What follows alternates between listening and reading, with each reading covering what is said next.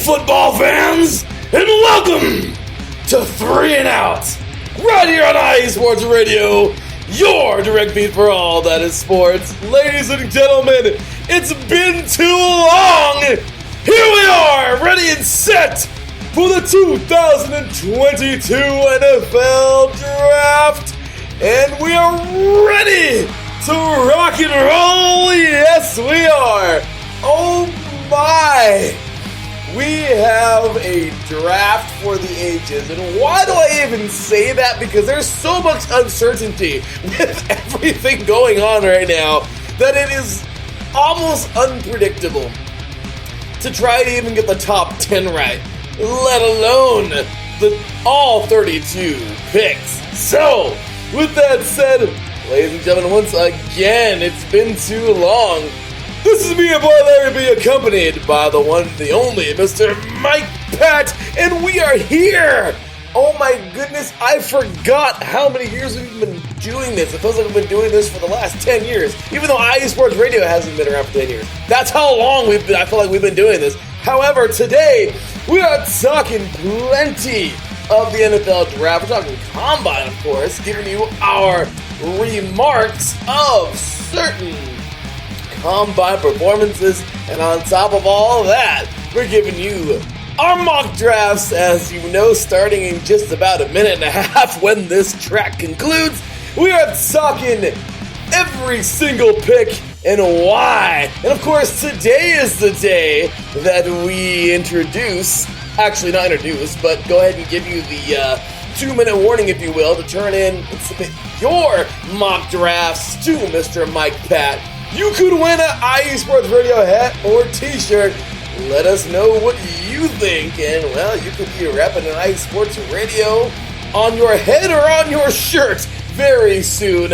Ladies and gentlemen, once again, you are tuned in live to a very special 2022 NFL Draft edition of 3 and Out, right here on IE Sports Radio, your direct feed for all that is sports.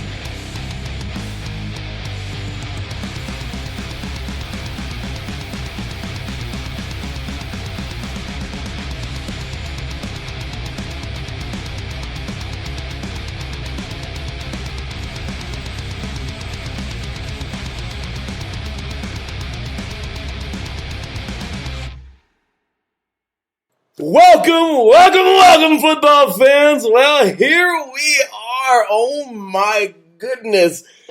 If you are, in the mood for some NFL draft, I think we got what you need. I'm just gonna point that out. I think we got what you need. Ladies and gentlemen, this is me, your boy Larry B, accompanied by my boy all the way from the East Coast, man. Ladies and gentlemen, he is, of course, host of Let's Whine About DMV Sports. He, of course, also is the head of our blog department for many years now here at IE Sports Radio. And he, of course, is all-around great guy. Glad to call him a great friend of mine. Ladies and gentlemen, Washington Commanders fan, Mr. Mike. Hey now. What's going on, Mike? I did not ask for that.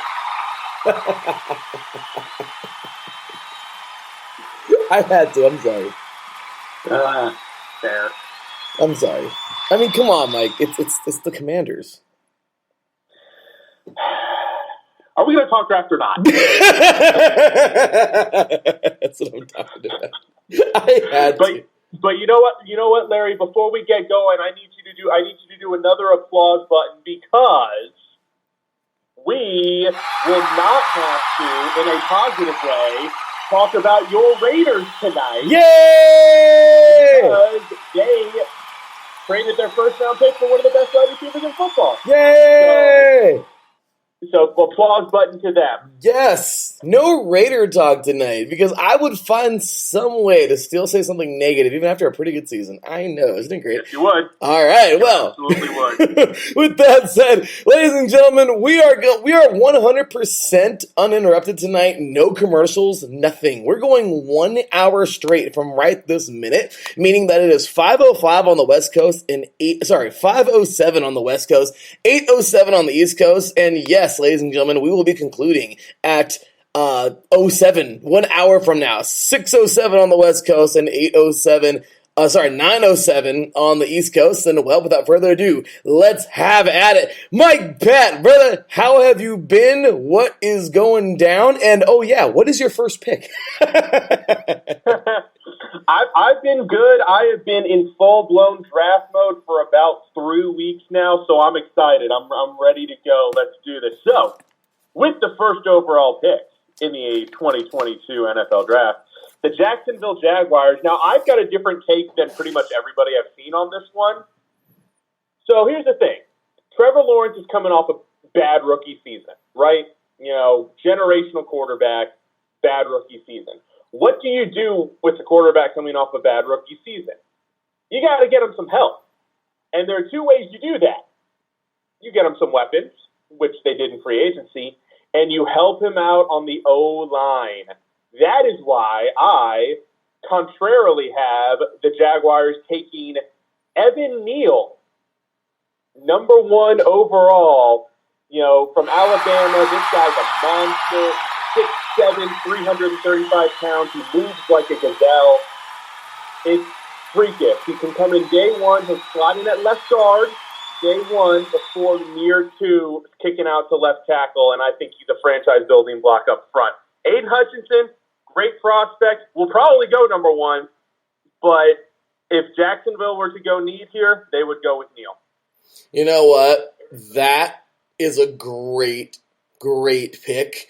Jacksonville needs, pretty much ever. Jacksonville could have the first 20 picks and probably still not be very good. So they need a lot of things. They'll finish second in the division.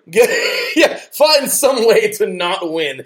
However, I have to follow everybody else. I'm sorry, Mike. But to me, that's a hell of a pick. And to me, yeah, you need to, my goodness, yeah, you got a franchise quarterback there, protect him.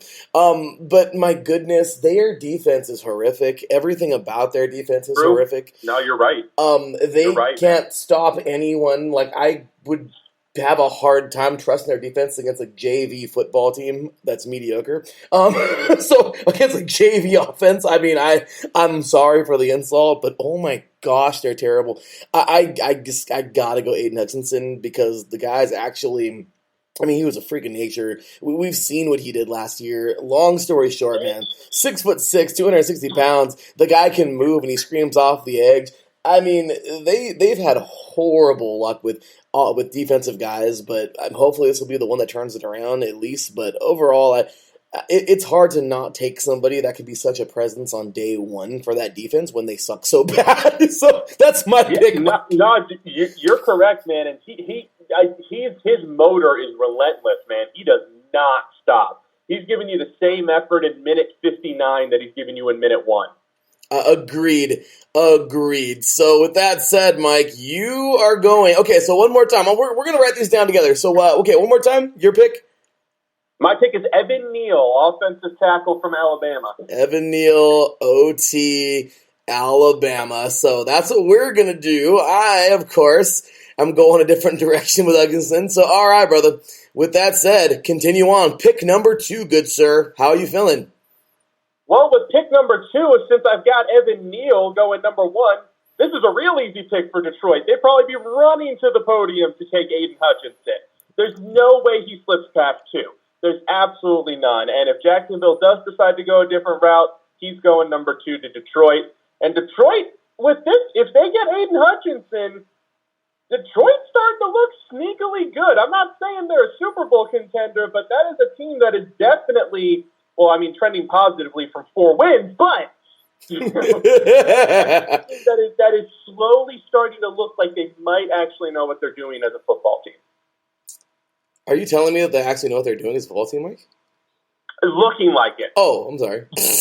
Yeah, there you go. Looking like it. Get it right. Was that mean? Was that mean?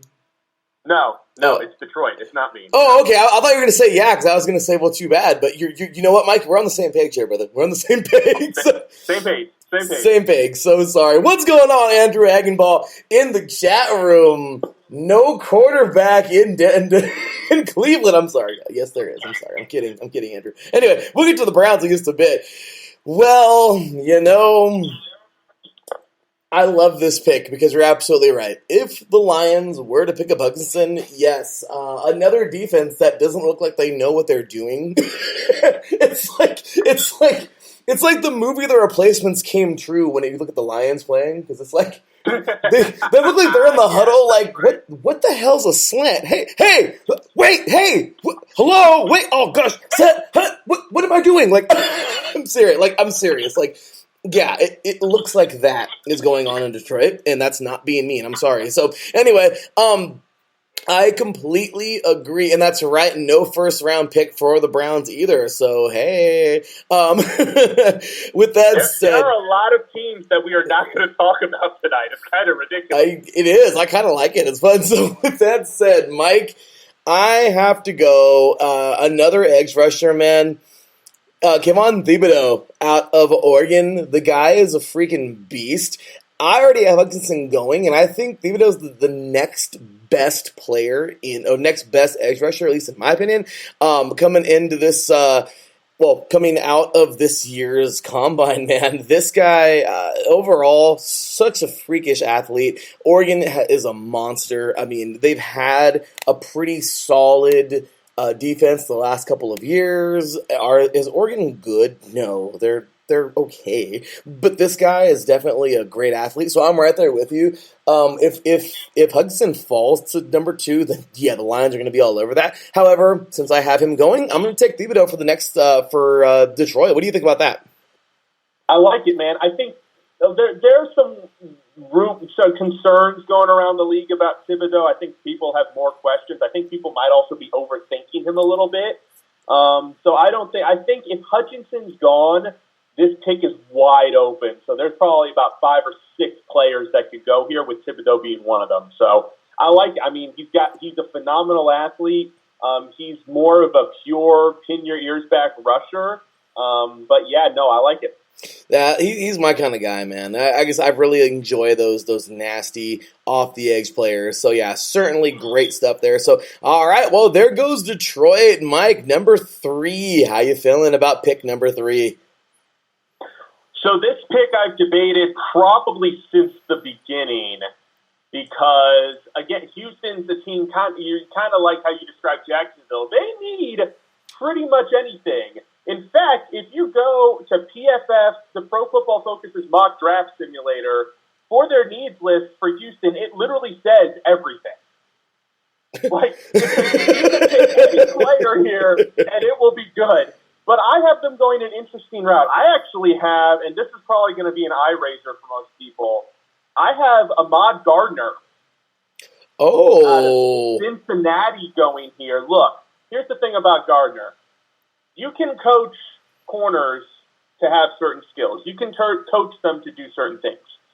You can't coach 6'3", 200 pounds with a 4.40. You can't coach, like, you can train the speed a little bit. You can't put those numbers together. And there's only a handful of corners who have those numbers in the league.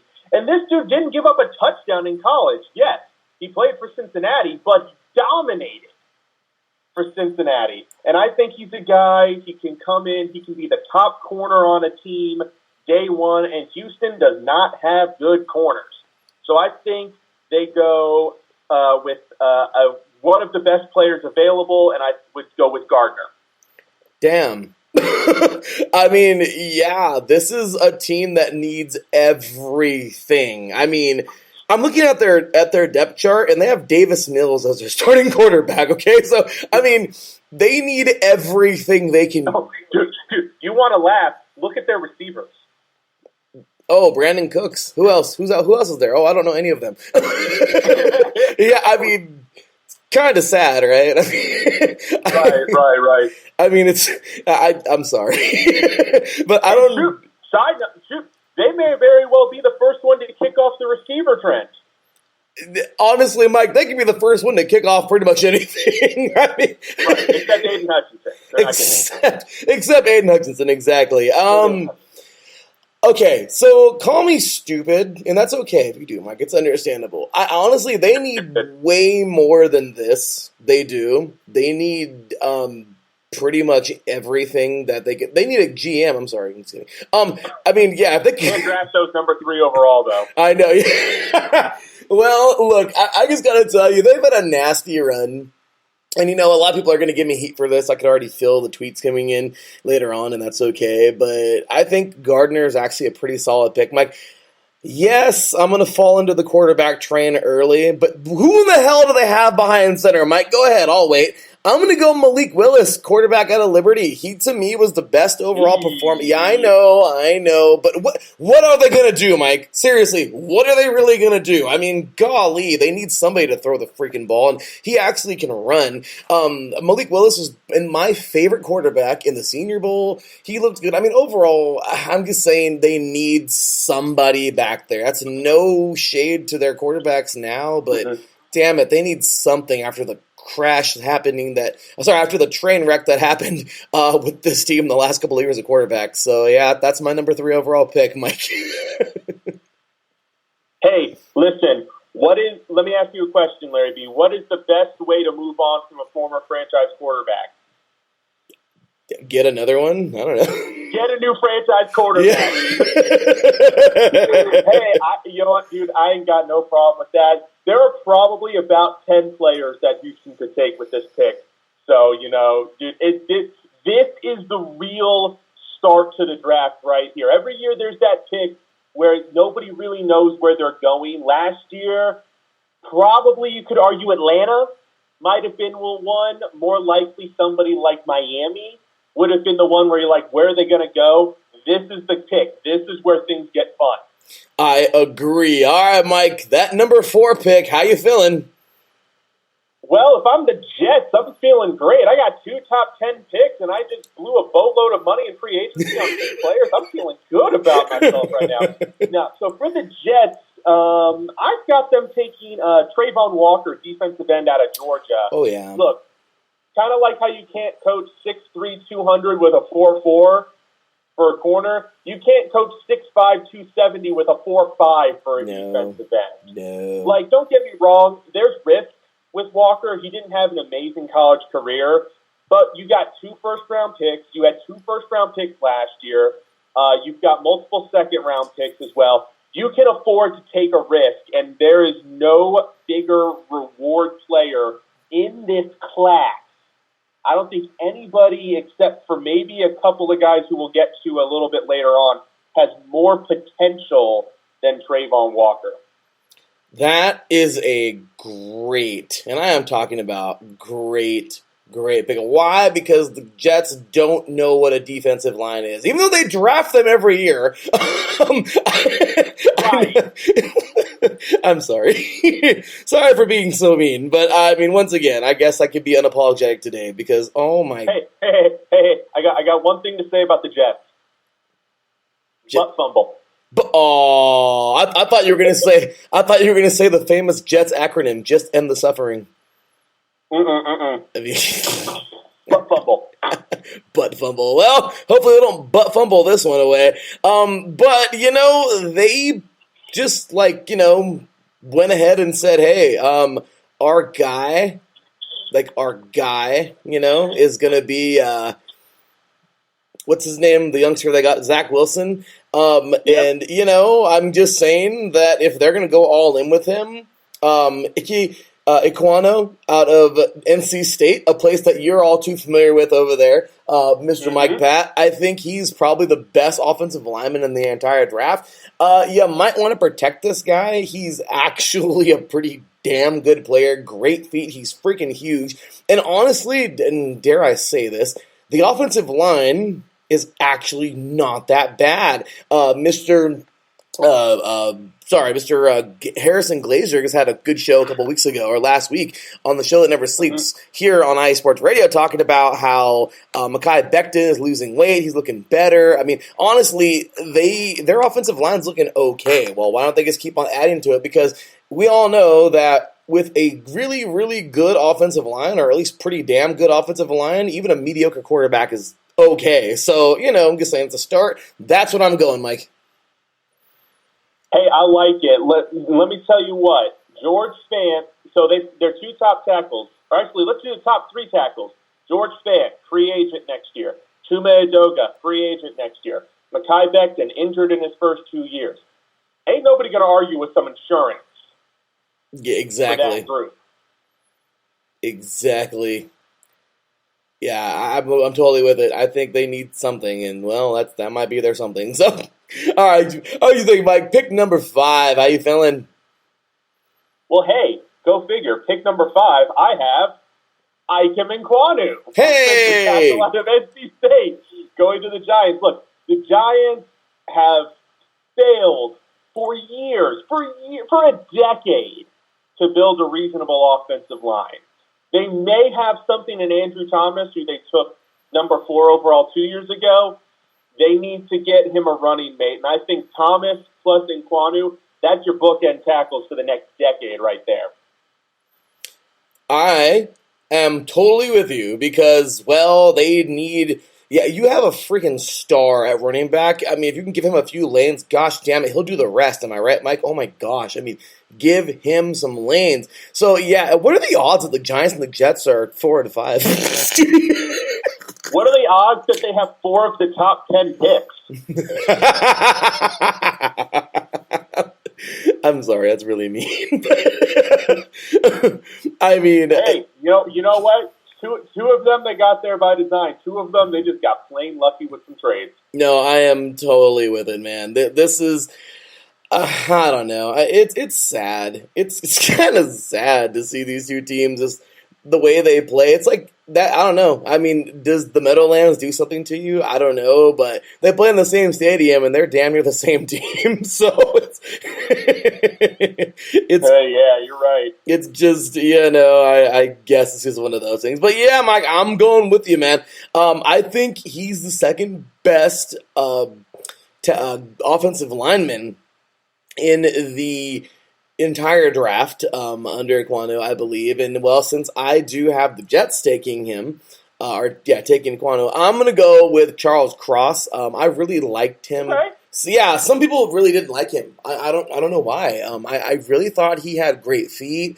The guy's actually pretty quick. He's a big man. And overall, man, Hail State, I mean, their offensive lines, I mean, they're not the best, they're not like these, they're not offensive linemen OLU, but they're, I don't know, the last couple of years they produced some decent, or at least in the last decade, there's been some decent offensive linemen from there, but overall, I do like Cross. He seems like he could be a big help this year to somebody. It might as well be the Giants, who seriously don't really know what an offensive line is, so hopefully he can go over there and make something happen. I got them taking good old Charles Cross in the Meadowlands.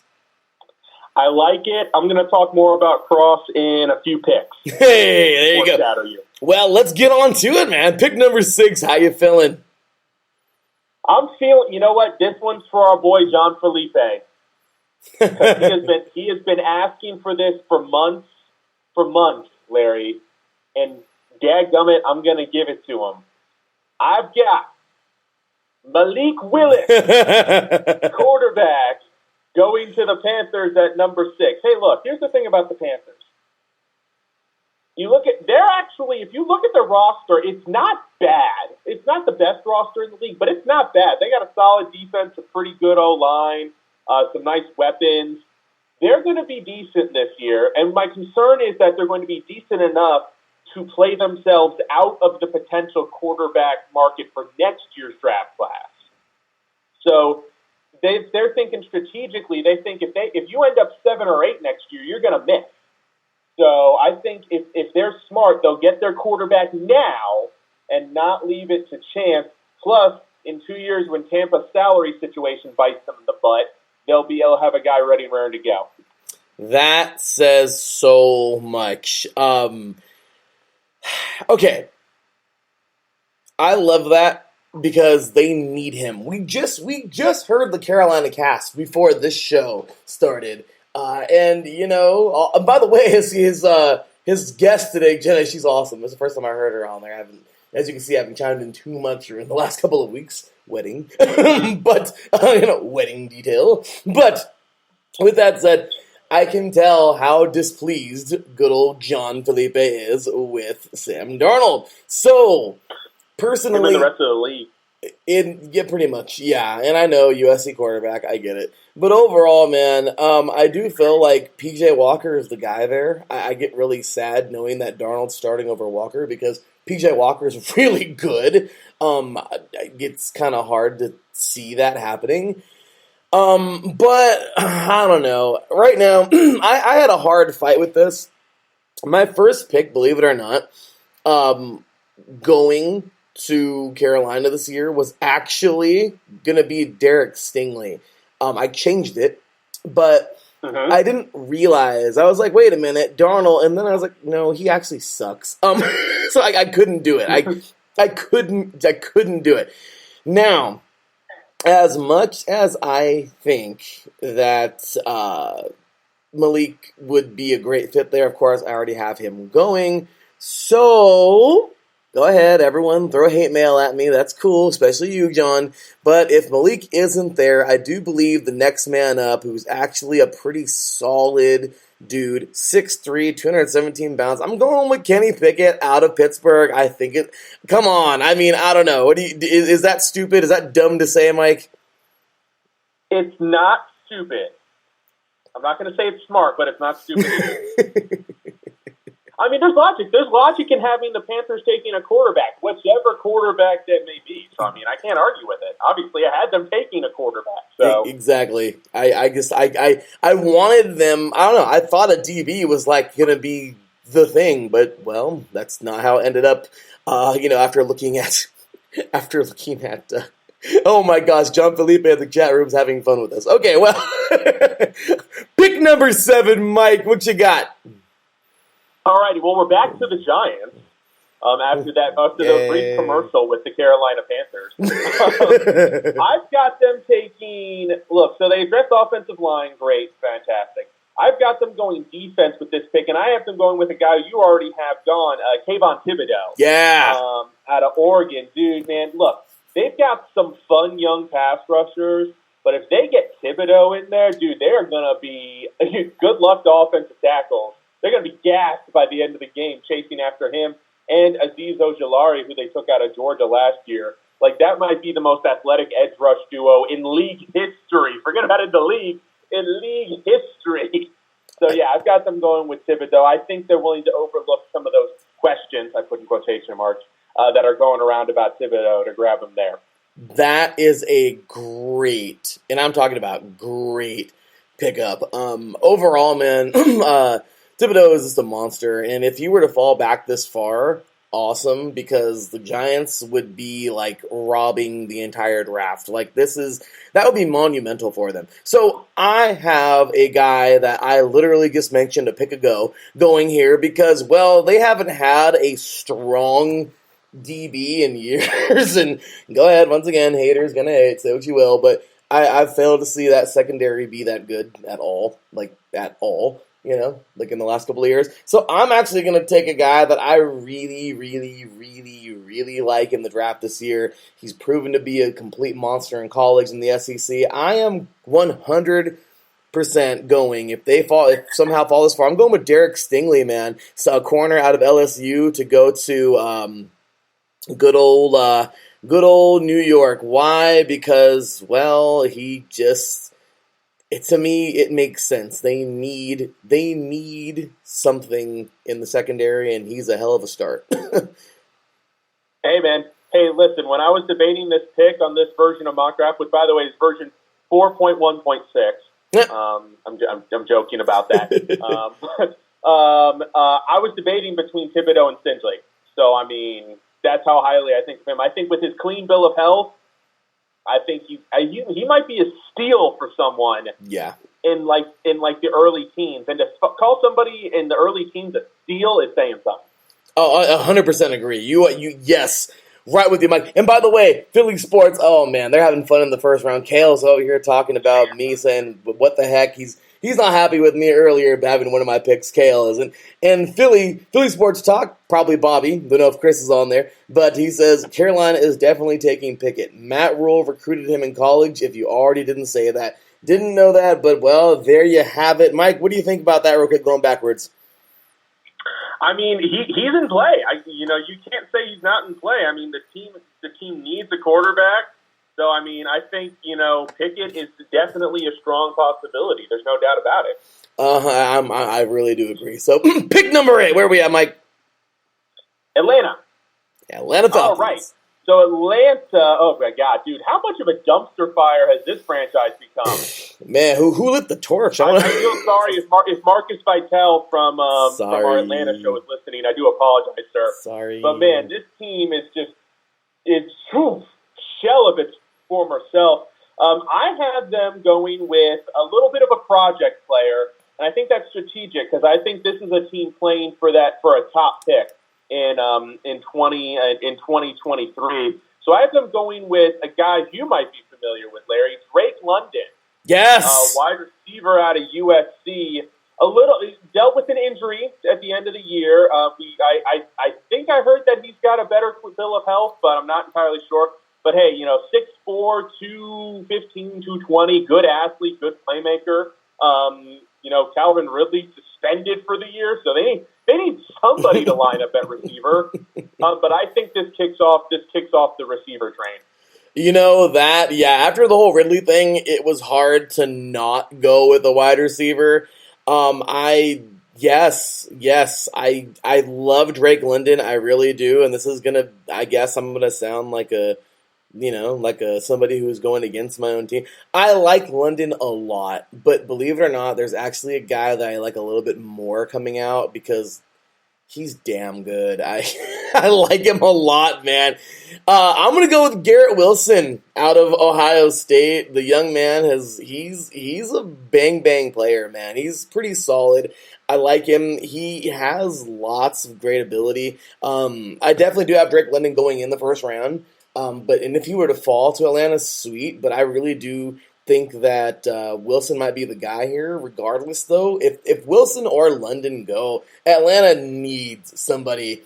They need another receiver. So yeah, completely agree with that, Mike. I think we both have the same direction there as a wide receiver. So alrighty, let's keep it rock and rolling, man. Pick number 9. What you got, Mike? All righty, Seattle getting their way back into the first round via the Russell Wilson trade. I have a player who you just talked very fondly of going here. I've got Charles Cross. Yeah. The offensive tackle going here. I'm going to make a statement, and kind of like you, I'm ready for some hate mail on it. But I think that Charles Cross is the most ready to start at left tackle day one. Mm-hmm. I agree. Of any of the top prospects. I think he's the most ready to come in and impact a offensive line at left tackle. Now, whether he's a Pro Bowler long-term, questionable, but I think he's the most ready to start. And if you look at Seattle's offensive tackles, we joked about Houston's receivers. Oh, I don't know any of these guys. They don't have anybody. No, Seattle legitimately has 3 offensive tackles on their roster, and 2 of them have a combined 6 NFL snaps. Yeah. So they need an offensive tackle, actually physically to fill out the roster, need an offensive tackle. So Charles Cross just makes a lot of sense here. Boy, I'll tell you, I am so with that. I really do feel that Seattle is the team who needs lots of help in certain areas, but offensive line is certainly, because it makes sense. You have Drew Lock there now, and they put their faith in him. I mean, you don't just trade a dude who is your franchise for somebody who you think isn't gonna, step in. So I mean, do I think very highly of Drew Lock? I mean, I guess for the 50th time, call me an a-hole. I mean, I don't really think he's that great. He's definitely not Wilson, but the young man has potential. Let's see what can happen over there. Regardless, they have the quarterback, and let's just see what they do. I love the pick. I think that's a wonderful pick, Mike. You really did your homework there, and good stuff.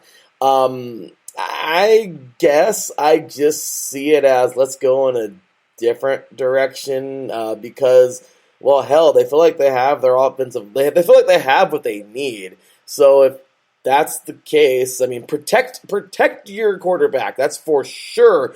Charles Cross, completely agree. But I kind of feel like Seattle's gonna do a Seattle thing and just kind of like pick the flashy, shiny toy, you know. I just kind of feel like that. So I have a guy who is absolute freaking monster coming out, and you know what? If he goes here, all the best to him because it's someplace he can excel, a lot like Tyler Lockett. I'm going to go with Jameson Williams going out of Alabama because I feel like they're going to want to give Drew weapons. Is protecting him smart? Yeah. Is protecting him smarter than getting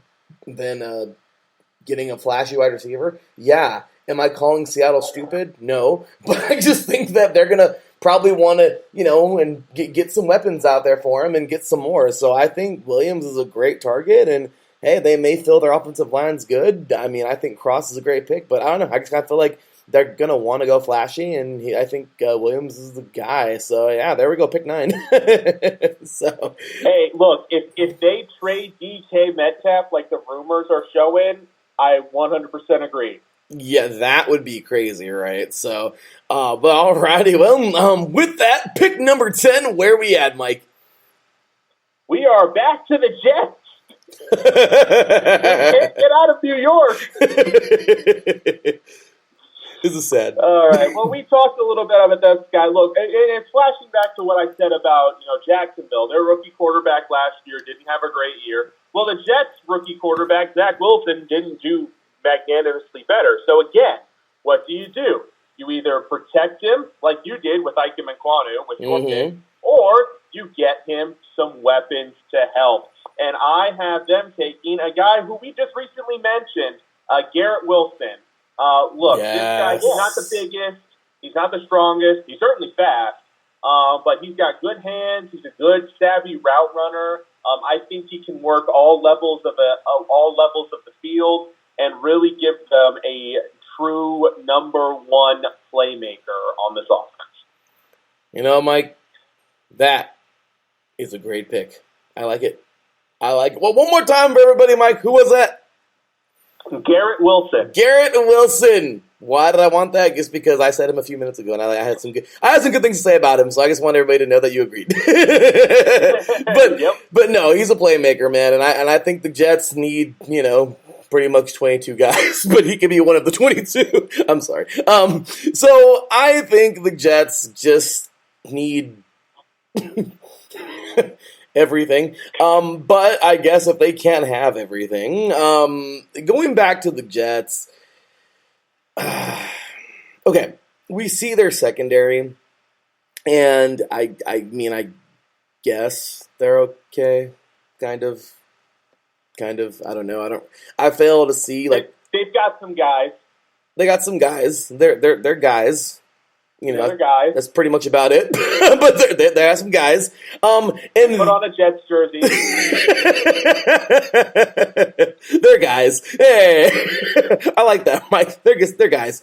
So of those guys, none of them stand out to me as much as this young man I think would immediately. And he's somebody who a lot of people, in their mock drafts had going really early. Mike, you mentioned him actually pretty early. And I think this is a good landing spot for him if he were to fall this far. I'm going to go Ahmad Gardner here because, well, why wouldn't you? Because Cincinnati is right. He's a great athlete, and the Jets, it's a Jets thing to do. Let's not go there. Anyway, but if he were to fall to the Jets, yes, this is a step in the right direction for a defense who doesn't know how to spell the word defense. So, just saying, angry, nasty things being said. I guess I'm just letting it out on everybody else, Mike, because there's no Raiders tonight, so I have to let it out somewhere, right? True, that's true. Hey, look, if he's there at 10, the Jets need to make that pick. They just need to. Yeah, like today. Actually, like yesterday sounds better. So, yeah. So, all right, Mike, pick number 11. Where are we at? Oh, we're in my wheelhouse now, buddy.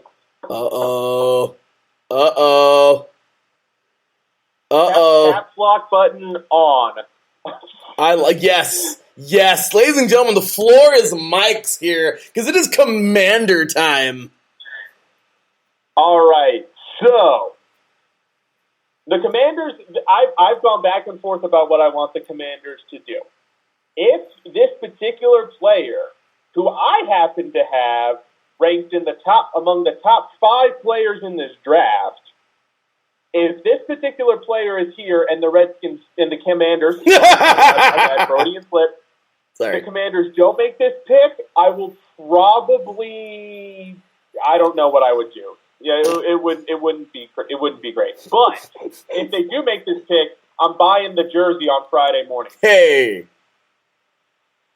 Kyle Hamilton. Yes, safety out of Notre Dame.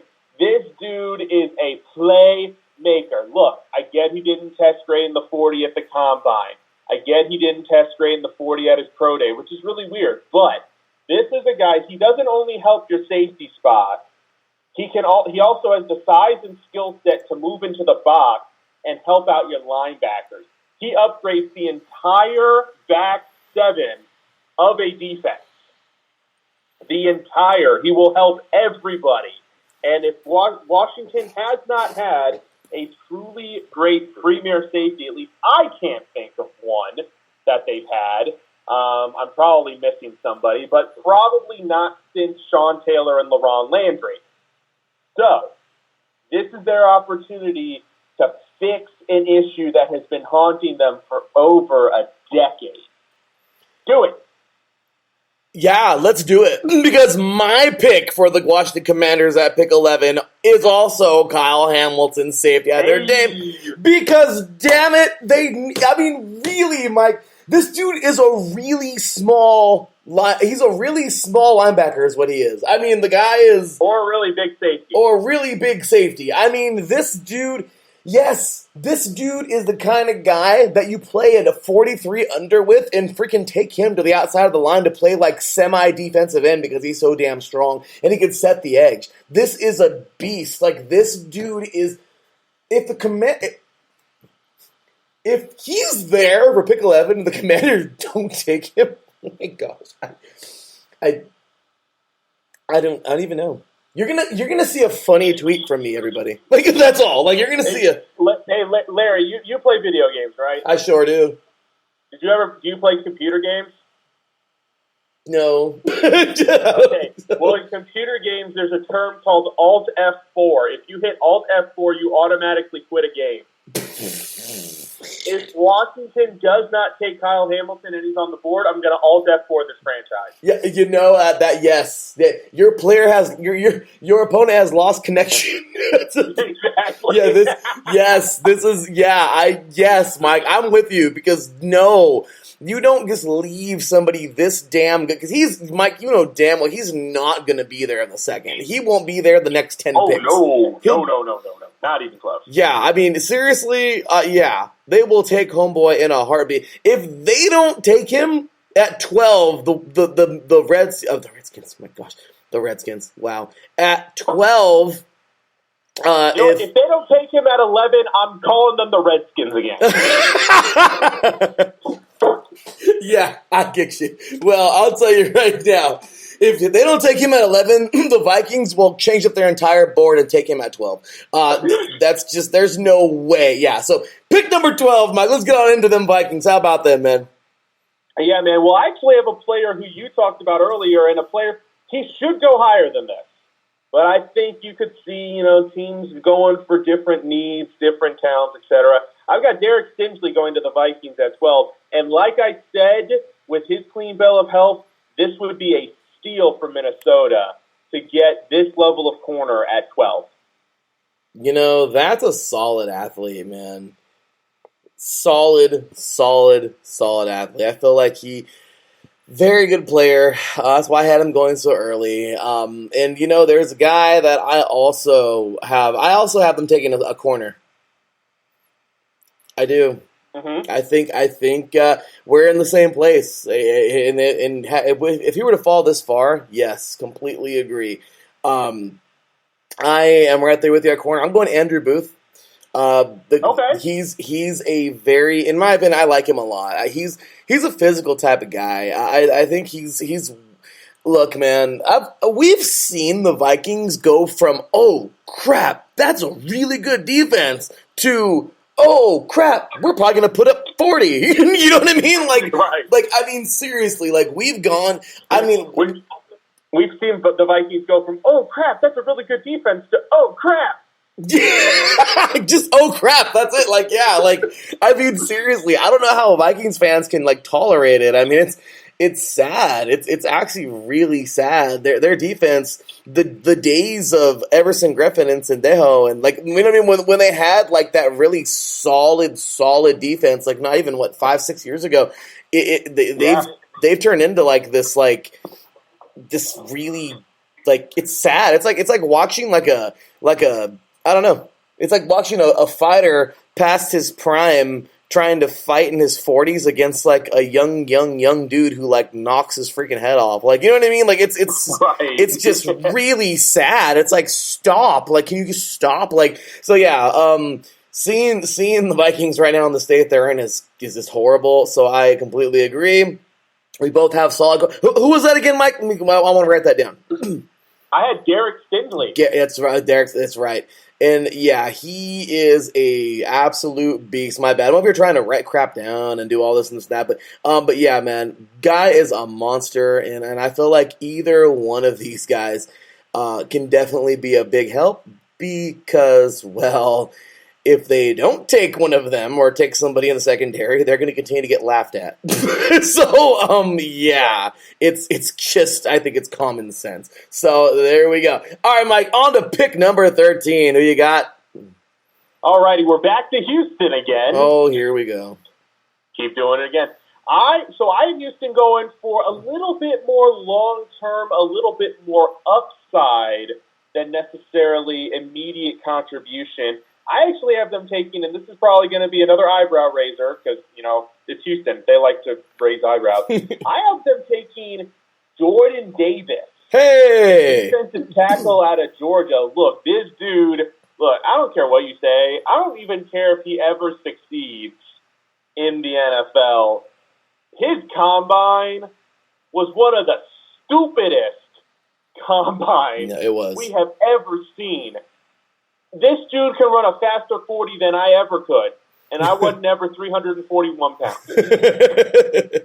Like I said, even if he never succeeds, Houston will at least take him knowing that they have a chance of getting one of the most physically dominant defensive linemen in recent memory.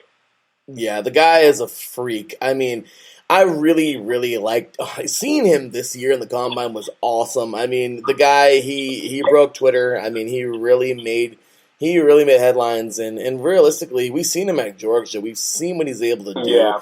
I mean, the guys. I'll tell a quick story. I won't make it too long. They were doing an interview on NFL Live with Howie Long and Terry Bradshaw and all of them. And Howie Long was talking about back in his days. He was like, there are good athletes in the league, good athletes everywhere. And then there's Bo Jackson. He was talking about Bo Jackson. He was like, and then there was Bo Jackson who just made everybody else look stupid. That's what Jordan Davis is. Just that next level of stupidity. Seriously, I mean, I completely agree. I feel like he's somebody who's going to come in and be immediate. 100% immediate. Taryn actually said here that I'm hoping the Chargers take Jordan Davis from Georgia, but they may take the best offensive tackle in the draft. I've seen different routes the Chargers can take, and though he may not be going in our mock drafts to LA, Mike definitely has him going to Houston. I actually have a slight different, same group of guys, different position, and I think you know this guy a little all too well, Mike. Germaine Johnson, defensive end. Oh, yes. Oh, because damn it, why not once again? You don't have JJ no more. I don't even know if Whitney Merciless is there anymore, and if he is, I don't even know. Yeah, so they don't. Whitney Merciless retired, fun fact. Oh, well, there you go. Well, hey, guess what? This dude is going to be, Jermaine Johnson is going to be this insane player in the NFL. He's going to be somebody that we are going to be so excited to watch every week because of how hard he plays. He screams off the edge, and, well, you don't have that anymore in Houston. You don't. It's not there. So, yeah. If you're smart, you want to take somebody that's either Jordan Davis or Jermaine Johnson caliber. What does that mean? You're probably going to want one of these guys if they fall to Houston. So let's hope they do that. But overall, 2 great picks. And yeah, I can see this happening to Houston for sure. Or, yeah, with Houston for sure. So pick number 14, Mike. Where are we at? All right, the cap block is coming back on because we're in Baltimore now, boy. Baby. Oh, and boy. so I think Baltimore is a strong candidate to make some trades just because they love trading. And I think there are some teams that are going to want to trade up to get into this wide receiver game. But for this mock draft, no trades. So I kept them where they are. And again, if this player is there and they take him, I'm buying the jersey Friday morning. I might be shelling out a lot of money. But I have the Ravens taking, dramatic drum roll. Oh. Jermaine Johnson. Yeah! out of the Florida State University. He would be him plus Jason Odafe Owe, who they took in the first round last year. That would be a sick, nasty pass rush duo and get the Ravens back to that old school defense where they knock everybody in the mouth. So Jermaine Johnson, I love this dude. He had a great year at Florida State. If he goes to the Ravens, I'll be happy. You know, I think you should be happy about that because the guy who I have going, this is hilarious, the guy that I have going to Baltimore this season in the first round just so happens to be Jordan Davis. We literally just flip-flopped those 2 picks. I'm like, that's pretty damn funny. But that goes to show you how much in dire need Baltimore and Houston, yeah, they need people like now. So, I guess. Hey, dude, can we revel in the potential of a defensive line of Jordan Davis, Calais Campbell, and Michael Pierce? Oh my gosh. Wouldn't that be something? Like, wouldn't that be something? Running. That's like over 1,000 pounds of beef. Yeah, I know, right? Seriously, yeah, that's about as beefy as it gets. I love it. So, pick number 15, Mike. Where are we going? So, pick number 15. We're in Philadelphia. I have them going with Chris Olave, wide receiver out of Ohio State. It'd be his 3rd year in the row Philadelphia takes a receiver, but look, he's one of the top 3 or 4 guys. If he's on the board, I don't see how they don't take him and pair him with Devin Smith. That's a nice duo. You know, I love this, Mike. I am also going Chris Olave. He is a great freak of nature talent. Seeing him at Ohio State was awesome. By the way, we have Philly Sports Talk in the chat right now. I believe this is Bobby Cash. Bobby says Jameson Williams. Well, I had him going much earlier. If he was available at this spot, oh my gosh, yes. I can totally see them taking him. But as of right now, with who I have off the board and everything, oh yeah, Chris Olave, he's a beast. He can definitely make things happen. Once again, yeah, 30 in a row, they're taking a wide receiver. But, I mean, I guess, sorry, Philly, but I guess this is, you're going to hit a target one day, I mean, what do you do? Keep on doing the same thing over and over, and eventually I guess it'll work. I mean, I don't know. But overall, I think those are yes, wide receiver is a great direction. I think Bobby in the chat room agrees. So, pick number 16. Where are we going, Mike? We're going to New Orleans, and I'm sorry. I know Terrence in the chat room. Taryn, I apologize, buddy. I think this pick might break your heart because I don't know. I haven't tuned into SoCal Sports in a little while. I apologize. Sorry. But I know that the Chargers are probably looking for an offensive tackle, and I have this guy going one pick before the Chargers. I have Trevor Penny, the offensive tackle out of Oklahoma State, going here. This dude is nasty. Like, that was all of the reviews of him, like, at the Senior Bowl practices and everything. This dude is a nasty, rude offensive lineman, and that is what you want. The Saints just lost Tron Armstead, so they replace him with a big, bad man. That is a great pick. You know what? It's kind of, I have him, but that's a great place for him to go, Mike. That's actually a really good landing spot. Thank you. Absolutely. He's a big boy, and Northern Iowa, a school that doesn't get a lot of credit. I mean, one of those like slightly smaller schools. They're double A, right? NIU? No, he wasn't out of Northern. Was he out of Northern Iowa? I thought he was out of Oklahoma State. Trevor Penny, he's out of Northern Iowa. No, NIU. I don't know why I'm thinking, oh my gosh, I'm sorry. I'm thinking UNA, the Panthers, but no, Northern Iowa, the Huskies. He's a solid athlete, man. Okay, well, hey, whatever works. Yeah, no, he's still a beast, so. Yeah, but yeah, going to the Saints, man. Oh my goodness. You know what? New Orleans needs, I don't want to say they need a lot of help, but they need some. I mean, they're not a super duper hardcore crazy playoff team no more. I mean, in my opinion, they have goods, and then again, I don't know. But there's a guy that actually stood out to me a lot this year that I think is actually pretty good. Will he make a presence immediately? I don't know. But there is a guy there right now who I really like a lot for the Saints on that defensive line. And, yeah, I know. Why are we going defensive line? Well, because they have Cameron Jordan and they have Marcus Davenport. Honestly, yeah, just hear me out. Look, when you have two dogs on the outside like that, I mean, adding another defensive lineman may seem kind of stupid, but if you think about it, I don't know. I mean, this guy I'm about to mention was another one of the monstrous linemen coming out of Georgia in the combine this year, and I'm talking about Devontae Wyatt. This dude he's solid, man, and if you add this dude now to this defensive line, I mean, you guys, I don't know what happened.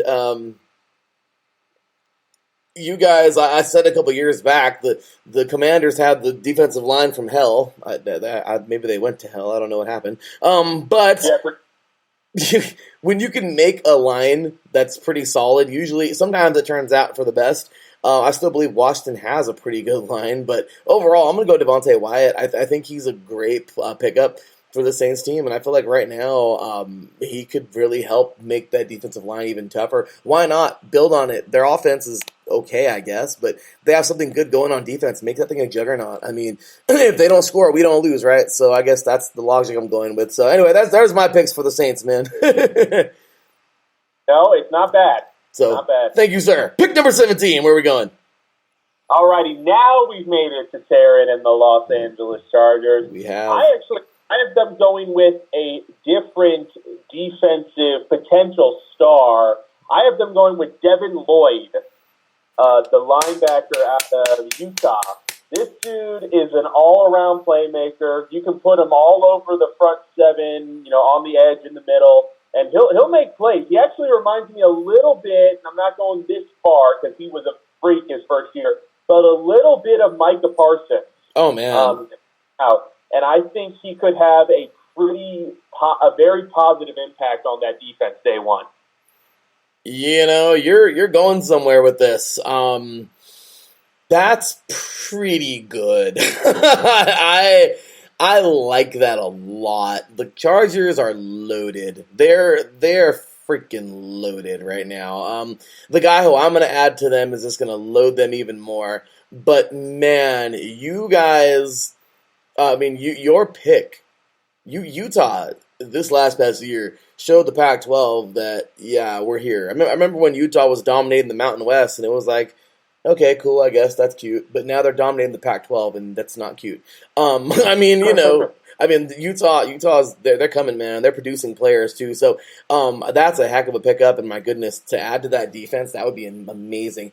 I'm gonna go Drake London. I think this young man is staying. Hey. Yeah, oh yeah. I think this young man is staying home. I think he's gonna stay home in LA. And I think that when he plays in LA, he is, gosh damn it. I you know what I hate the most, Mike, is the fact that the Chargers are in the same division as my stupid Raiders. And even though my Raiders made some amazing moves this year. And Devontae Adams coming on over was probably the greatest thing ever. And I was so happy. And then the Chargers are like, hey, we're gonna get Khalil Mack. I'm like, gosh damn it! Like, I mean, it's like you can't win and they're so good. So it bothers me to know that they're that good, and it bothers me to know that one of the guys that I watched the last couple of years at USC make tons of plays may go there, and I have him going there. But why not, man? You have being a Charger fan. Looking through a Chargers' eyes, oh my gosh, you have a quarterback who is just insane. You have a defense now that is just out of their mind. You have weapons for this quarterback. The offensive line is good. If you add another weapon, oh my gosh, the Chargers are going to be freaking scary. And Mike, I have them being freaking scary. Just for the record, that would be 6'4" Drake London with 6'4" Mike Williams and 6'3" Keenan Allen. Yeah, kind of scary, isn't it? Good luck corners. Yeah, good luck Raiders. I mean, we have some corners. Against 5'9" Nate Hobbs. It's, exactly. It's kind of sad. This team is, the Chargers, man, are going to be a team to beat this year. I don't even know if the Chiefs are going to be as competitive as the Chargers. I definitely have these Chargers being nasty. And this is coming from a Raider fan. And I would love nothing more than to knock them off this year, but gosh damn it, they're going to be hard. And that's coming from a diehard fan. Yeah, it's going to be a fun division for sure. Yes, it is. So, all right, good sir. Pick number 18. By the way, we're doing pretty good. We're over an hour now. It's okay. We're 2 minutes over the hour, but you and I both know, Mike, we were trying to get an hour, but we're it's okay. We're gonna we're gonna make it happen as short as we can. But an hour was a little unrealistic. But hell, we're making it happen, right? Absolutely. Hey, this will still be probably the fastest show we've ever done on a pre-draft. Yeah, exactly. We were barely at pick number 8 right now, usually, okay? So, yeah, or something like that. But Mike, pick number 18, where are we headed? 18, we're going back to Philly. Golly, dude, I feel like we just end up going back to the same daggone cities over and over. If you say the Jets one more time, Mike, the show's over. Just kidding. Cut. No more show. That's it. It's done. All tap 4. But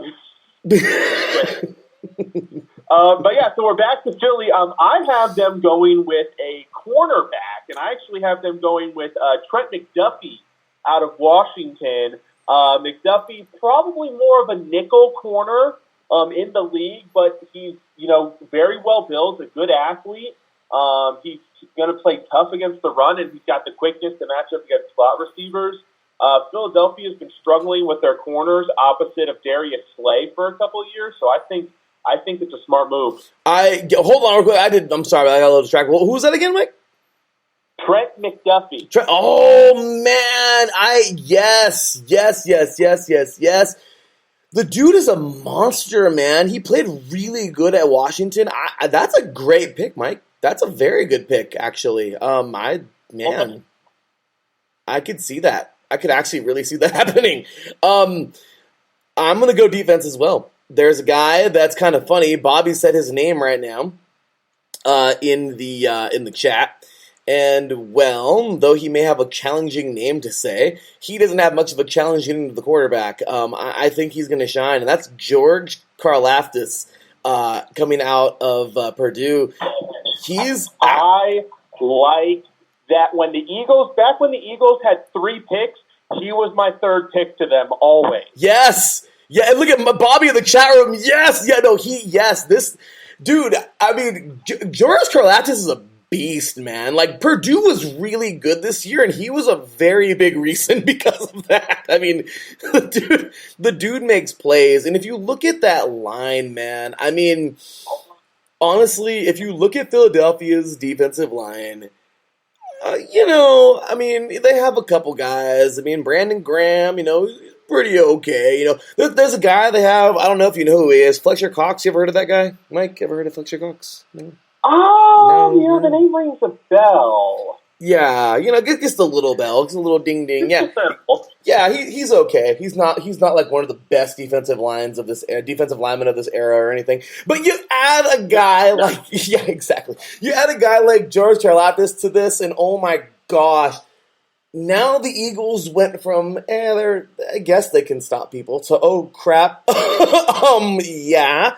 They can, I mean, and all it takes is a psycho off the edge, another one. I mean, honestly, man, this dude can really make some things happen. I like this a lot. Oh my gosh, I'll become a low-key Philadelphia fan just to, I will love to watch that. Like, Fletcher Cox is a beast star. You give him another guy like that, oh crap. I mean, I'm just saying. So, good stuff there, Mike. You forgot one of their best defensive linemen. I did! My freaking bad. Actually, there's a couple of them. I mean, my goodness. Milton Williams and Derek Barnett aren't that bad either, Mike. Right, and also Josh Sweat out of Florida State University. That's right. Josh Sweat is also there. Oh, my gosh. If you add this dude, if you add Karlaftis, Mike, we're looking at a team that could actually compete. No! If you add Karlaftis, you don't need a cornerback. Quarterbacks aren't going to be able to throw. Exactly. Yeah, I'm totally with you, man. I mean, I would love to see him versus Tyron Smith from the Cowboys. Oh man, I would love that. Like, that's a battle I would love to see. So yeah, absolutely, man. Philadelphia.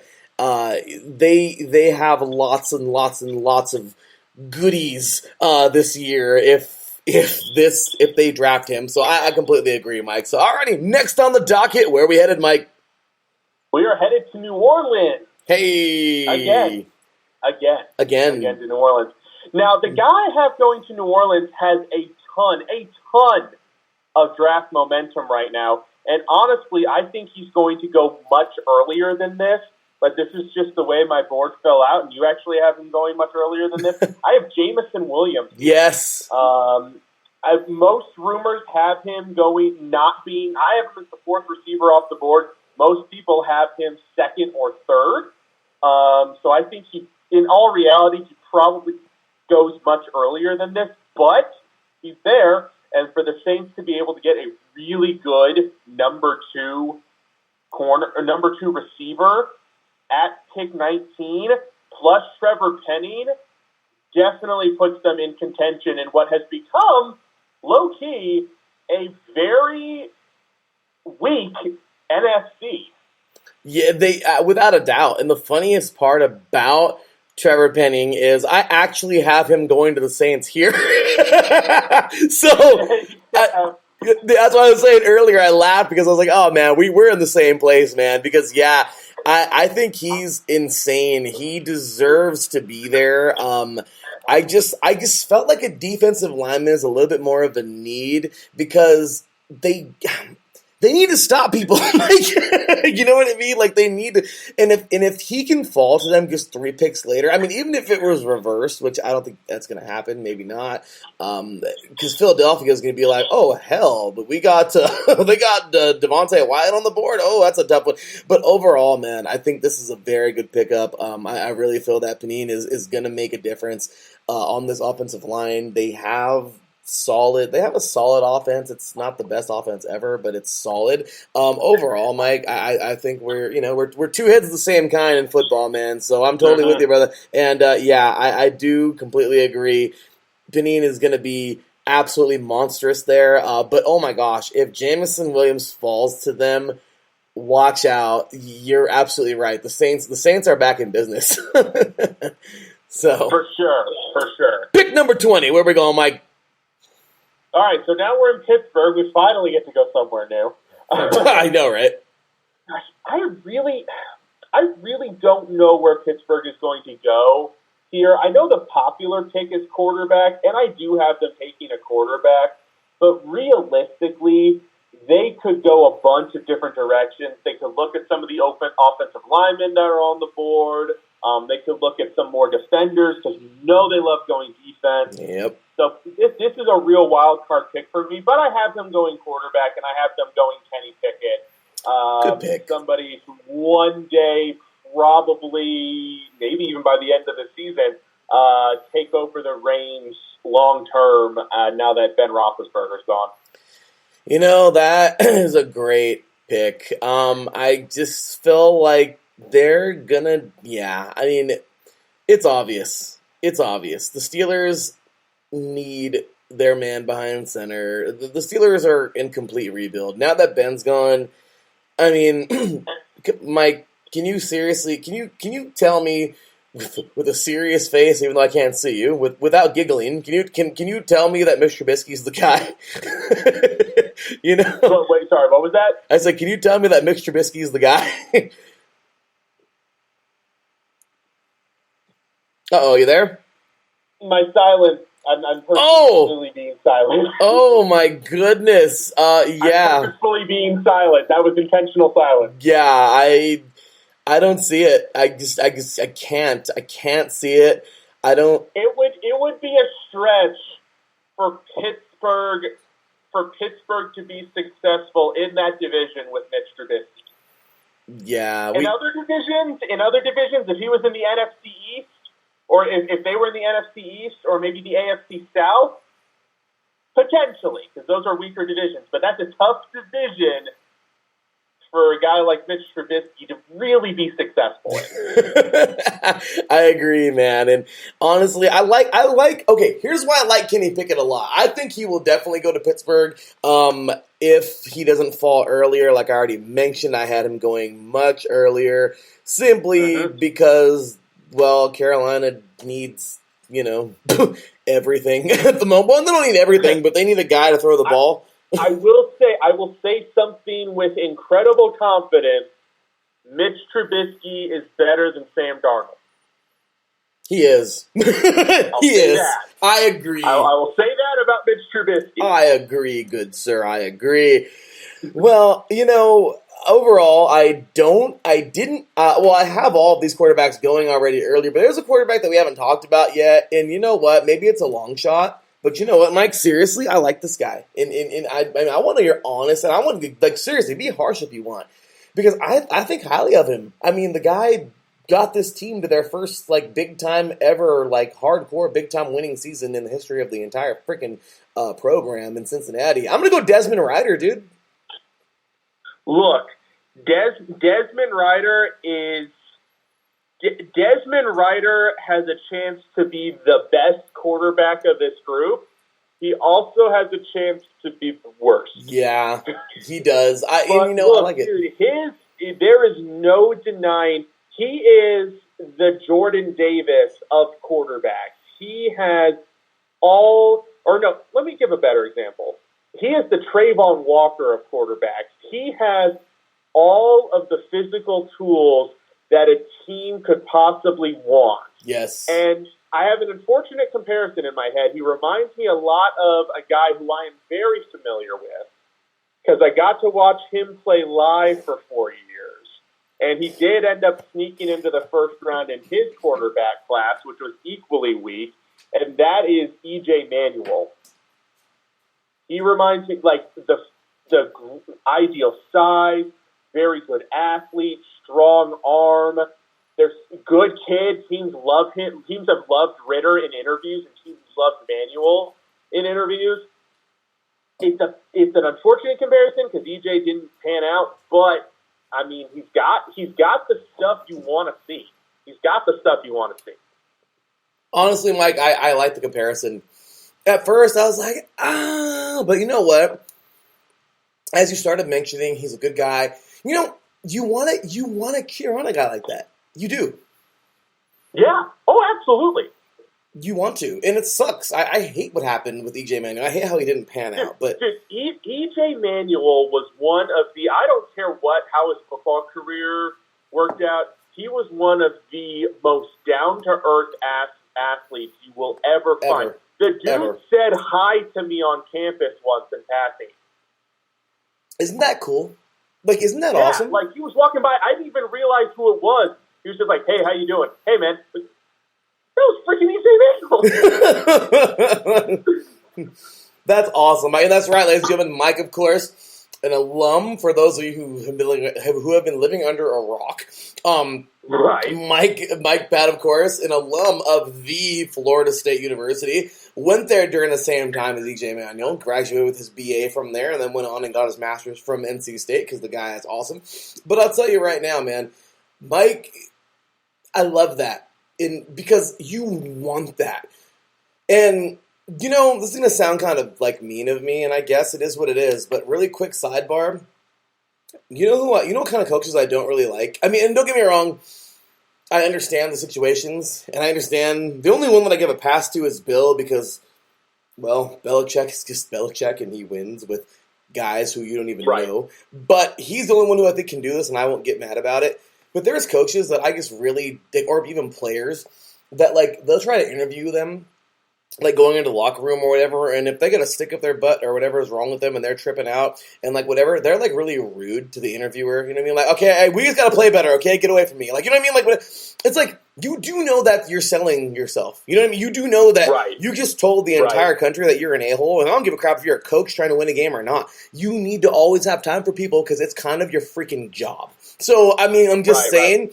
You need to you reflect the freaking program. So if you're going to be a total jerk, if you're going to be, if that's going to be you, if you're going to be that kind of a person to just be an a-hole and not even give like a wave or be nice, even in a time where like this man is walking across campus and saying hello to you, which is really cool, or in a place where you're down by 21 at the half, you still need to be, yes, I'm a competitor, and yes, show your frustration, but don't brush off give them a few moments of your time while you're walking into the tunnel and just let them know, I'm frustrated, but we need to play better, this is snap, but you know what, I'm confident, we got this going on, the defense has been playing well, the offensive line has been playing great, it's just me, I gotta fix it, blah, blah, blah. Even if your offensive line is playing terrible, it's that kind of character that sells, and I'm telling you, man, those are the kind of guys where I'm like, I want to cheer for you. The a-holes that are just not like that, I'm very vocal, and honestly, I don't even, I don't even like to see them on the field. See, Larry, I thought you were going to say you hate coaches that don't do defense.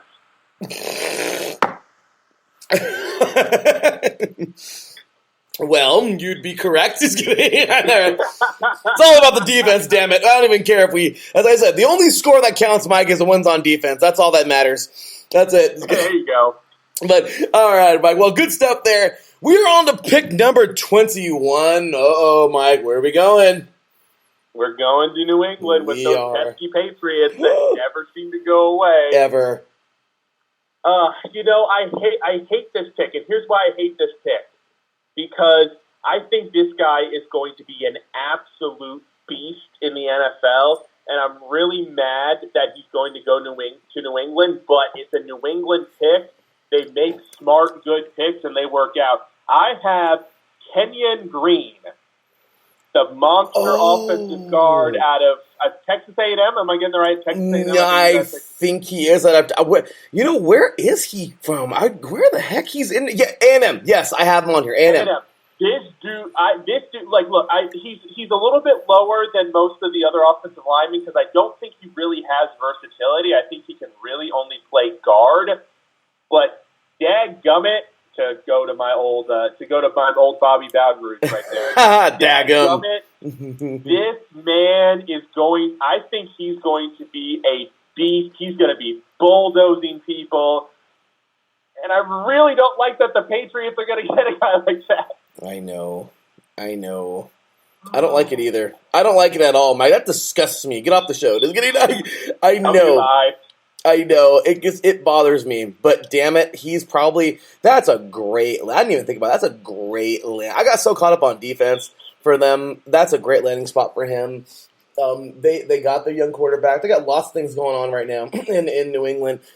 That is an amazing pick. I really like that a lot. I went defense, and I'm bringing up a guy that you had just a few picks ago going to the Chargers because, guys like Hightower, Van Noy, Winovich, they end up going to this place and winning a lot. So I'm definitely going to go with Devin Lloyd out of Utah.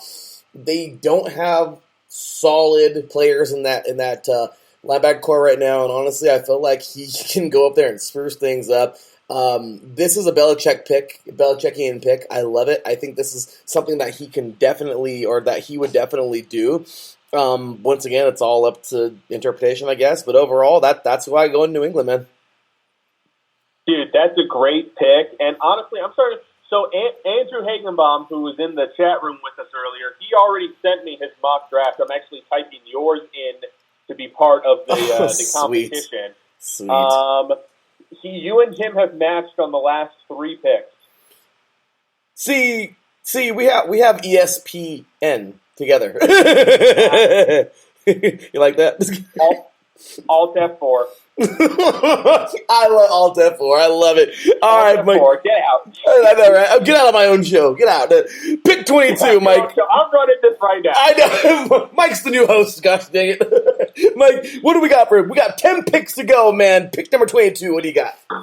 All righty. We are in Green Bay now. Hey. We made it up north to the frozen tundra. It's so cold. To what Chris Berman used to call the North Division. So I have them going with Treylon Burks, the wide receiver. Yes. Look, if you look at so I was on Wisconsin Sports last night. Shout out to Justice McGee. Hey. And I made this statement, and they did not disagree with me. If you look at the Packers wide receiving core, not only do they not have a number 1 receiver, you could argue they don't even really have a number 2 receiver either. Lazard, I guess. They've got like some collection of role players, but they don't have that guy. Treylon Burks, he could be a Michael Thomas or a Juju Smith-Schuster type playmaker. He might not, but I think if that's the ceiling and that's what the Packers want, he also has some physical similarities to Devontae Adams.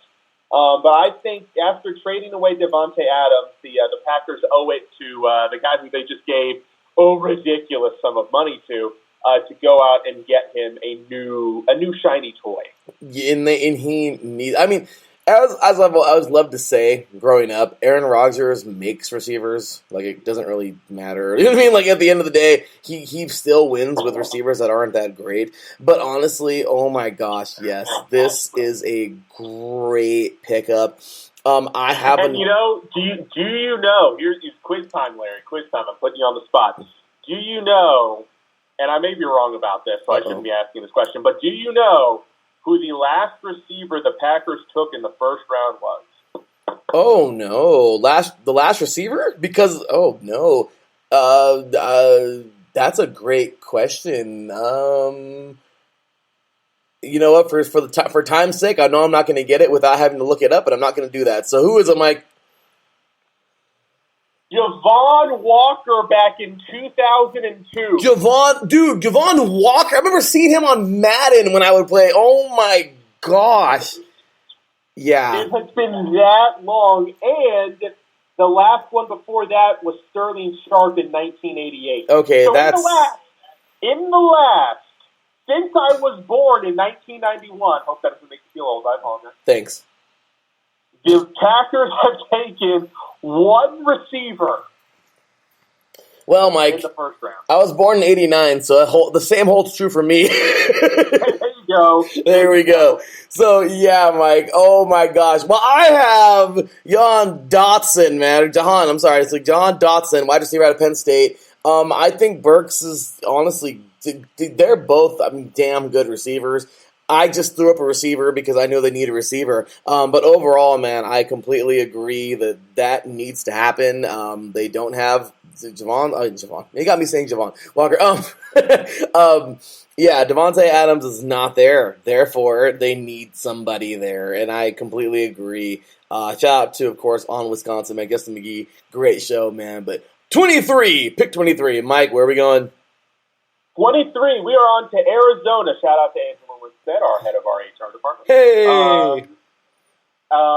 So we're to Arizona. I have them taking a guy who you just talked about not that long ago, George Karlaftis. Yes. I have them going here. I have him going here to Arizona. Look, they lost Chandler Jones in free agency to your Raiders. Mm-hmm. And they need another edge guy. I was really tempted to go with a linebacker here because they've taken a linebacker in the last 2 drafts, and I was just trying to be funny. But I have them going with Karlaftis to replace Chandler Jones. They need that. They got JJ. I don't know how long JJ is going to stick around. He's given us some great football, but as you know, football will tear you apart. So indeed, and it's definitely torn him apart. Yeah, he's a machine, but yeah, man, the game is just nasty. So I really hope that he, even with myself, I love the game, but this might be my last 2 seasons, Mike. I don't know, man. I'm just saying, I love the game, but dude, it's a nasty game. You know that, I know that, we all know that. We don't gotta even play it to know it, So right. I'm totally with it, man. But yeah, Campbell, monster. Total monster, and replacing him is not going to be easy. I do feel that Karlaftis is a absolute freak of nature. I love that pick. I think he's going to do an amazing job if he goes there. He belongs in a place like Arizona because he needs that. He needs that excel. He needs that that kind of defense where he can just be him in play. And I kind of feel like Arizona, year after year, they just seem to get the attack dogs. Does that make sense to you, Mike? Do you see the same thing that I see? You get guys like Budda Baker. You get guys, Sam Ocho is there. You get guys like J.J. Watt. You got guys like Calais Campbell. They have something in common. Those are the kind of guys where it's let's make the defense really simple because all we want is for you to knock the hell out of who has the ball. You know what I mean? That's it. Yo, I just had such a rude thought. Are you ready for this thought? What's that? You know what they have in common, Larry? What do they have? They didn't win a championship in Arizona. Oh, they didn't. No championship. I'm sorry, Angela. I don't think Angela's listening, but I apologize to her for retroactively. I'm sorry. We're sorry, Angela. But with that said, I'm going to go Tron Walker, defensive lineman out of Georgia, another absolute beast. There were so many good defensive linemen at Georgia coming out this year. I feel like I've actually said his name already, and I know I haven't. But I felt like I have because that's incredible how many amazing, freakish defensive linemen they've had. Goes to show you. That's why they won the national championship. But I'm with it. I feel like he's another guy that's a pin your ears back, beastie monster who can just get in there and do his thing. And completely love both of these guys headed on over to play there. So wonderful stuff so far. All right, Mike, where are we headed next? We're headed to Dallas. Oh, pick number 24 of 32. We have 8 picks to go, and the Dallas Cowboys have awoken. I have nothing good to say about this franchise. No, I'm just kidding. So I have Dallas going with offensive lineman out of Boston College. Oh my! Zion Johnson, monster. Look, this dude. I think I read he played 3 different positions on the offensive line in college. Yeah. And one of them wasn't even center, which is where everybody is saying he might end up. But I think he can play in pros. He can play any of the 3 interior offensive line positions. I think he's going to be really good at all of them. I think he's got the low center of gravity and the power you want in an interior offensive lineman. And let's Dallas' offensive line, for how great they were for a little bit there, they're starting to show some holes. They're starting to show some weakness. And I think they need to address that before it gets, they got a bad break with Travis Frederick having to retire early due to injury. Teron Armstead starting to get up there a little bit in age. I think they need to address this before it becomes more of a problem. That is, I'm telling you, man, we have something similar going on here, man, because I actually have a guy that you mentioned a few picks ago, and that is Kenyan Green. Yes. Oh, God, I hate that more. I hate it, too. No. I hate it, too. No, don't do that to me, Larry. I'm sorry. I know. He's so good. He's just a good athlete. And I felt like adding him, and if you put him on the same side as Smith, oh my gosh, that's not fair. But it's just, I feel like the Cowboys, the Cowboys aren't stupid.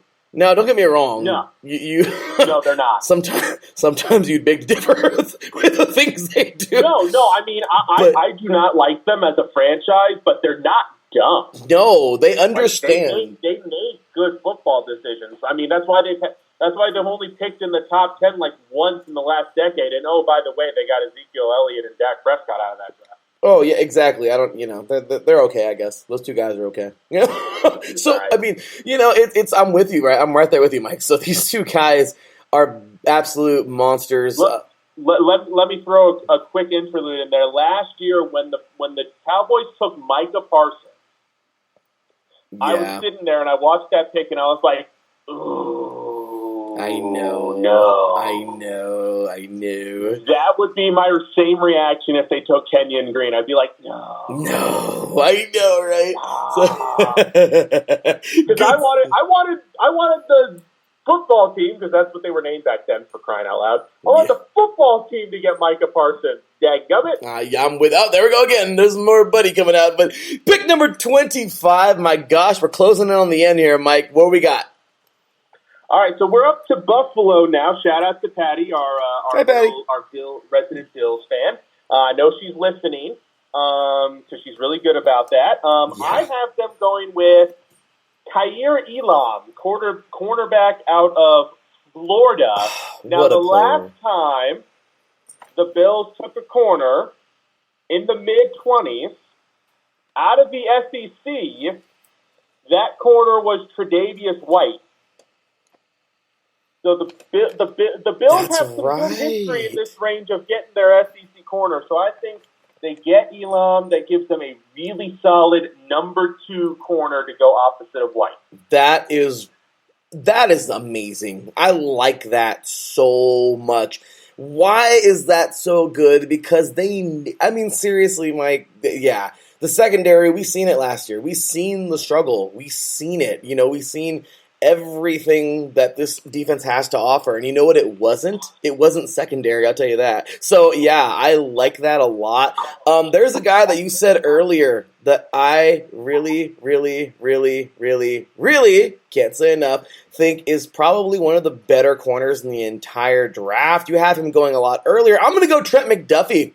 Yeah, the guy is a beast out of Washington. We know what he's capable of doing. Gosh dang it, man. If you want to win, and you want to win now, and you want to, not go backwards in Buffalo, even though they lost some key players recently, you want to pick a guy like him. So, honestly, I think this is the best way to go. Once again, Mike, we're hitting the same notes here tonight, man, so I'm loving it. Pick 26. Where are we going? We're going to Tennessee. Oh. And the Titans, who got rid of Julio Jones. Yeah. Apparently might be getting rid of A.J. Brown as well, as the rumors may have it. Mm-hmm. So I think wide receiver is going to be pretty high up on their board here. So I have been going with a guy who you just mentioned, Jahan Dotson out of Penn State. Now, I pictured this pick with Brown in the fold, so I had him as their slot receiver, as a kind of, versatile weapon that they could use all over the field. But he could also suffice as a starting receiver.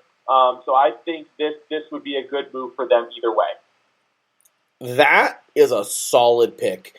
This team, Tennessee, they're another team that drives me up the wall because it's like you have everything you need and you still can't at least, gosh damn it, I don't know. They frustrate me, man. They frustrate the ever-living hell out of me because I don't get it. They have the tools, and it's like you still can't get it done. You can't, like, at least, you can't get to the bowl at least. You know what I mean? Like, you have a Super Bowl caliber team, and you fall in the first round. Because why? I mean, it blows my freaking mind. But there's a guy who I have not mentioned yet, who I think is a very good athlete as well. Once again, we're in the same places as per usual again, Mike. I really do think that they're going to go wide receiver. No beating around the bush. This guy's a freak of nature. I'm going to go with George Pickens, wide receiver out of Georgia. Yeah, he is a very good athlete. They need something like that over there. And if they still fail, gosh damn it. What is it? What was it again? Alt F4. Alt F4 on the freaking Titans. I'm sorry. I can't. They make me angry in ways I can't understand. It's like that old Keenan and Kel skit on all that back in the day. But yeah, man, I'm with it. But craziness continues. So pick number 27, Mike. We're almost home. All righty, we are going to Tampa. Well, Tampa doesn't need a quarterback anymore because Brady's back. that made everybody in the league happy. It did. It did. No, it didn't. It didn't. Not at all. But yeah, so I honestly, I really have no idea where Tampa's going to go with this pick. They brought back most of their guys again somehow because I guess the salary cap just doesn't exist. Yeah, I guess, right? But I think, I looked at their defensive line and I saw, yes, they've got Vita Vea, who's a monster. I still wish he had gone to Washington, but I can never get my way. But other than Vita Vea, all their other offensive linemen are either old or on nearly expiring contracts. So I think that might be something that they address now. And I think they addressed it with the guys who you have going much earlier in Devontae Wyatt. Oh, yeah. The defensive tackle out of Georgia. I think you put him on that interior as a pass rusher with Shaq Barrett and I think it was Joe Tryon they took in the first round last year. On the edges, plus Vita Vea just bulldozing everybody off the field. Like that could be a seriously nasty defensive line in a division that does not necessarily have great offensive lines that they're going against. No, I agree. I completely agree. That's actually a very good pick. I didn't even think. You know who I really do feel, and this is crazy. Tell me if I'm crazy or not.